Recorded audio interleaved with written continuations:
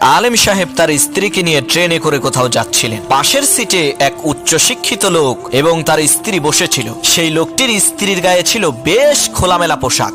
এক সময় ওই উচ্চশিক্ষিত লোকটি আলেম সাহেবকে শুনিয়ে বলতে লাগলো, মোল্লারা তাদের নিজেদের বউকে আবদ্ধ করে রাখে, তাদের কোনো স্বাধীনতা নাই। তখন সেই আলেম সাহেব বললেন, ভাই আপনার ওই ব্যাগের মধ্যে আছে কি? লোকটি বলল, কেন?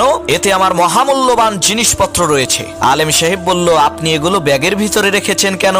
লোকটি বলল, চোর এবং খারাপ লোকদের হাত থেকে বাঁচতে লুকিয়ে রেখেছি। তখন আলেম সাহেব বললেন, আমি আমার বউকে এভাবেই যত্নে লুকিয়ে রেখেছি যাতে তার দিকে কোনো খারাপ মানুষের নজর না পড়ে, কারণ আমার কাছে আমার স্ত্রী টাকা পয়সার চাইতেও বেশি মূল্যবান, আর আপনার কাছে আপনার স্ত্রী ধন সম্পদের চাইতে মূল্যবান নয়। তাই তো আপনি আপনার টাকা পয়সা যত্নে লুকিয়ে রেখেছেন আর স্ত্রীকে রেখেছেন খোলামেলা। এই কথা শুনে লজ্জায় লোকটির মাথা নিচু হয়ে গেল।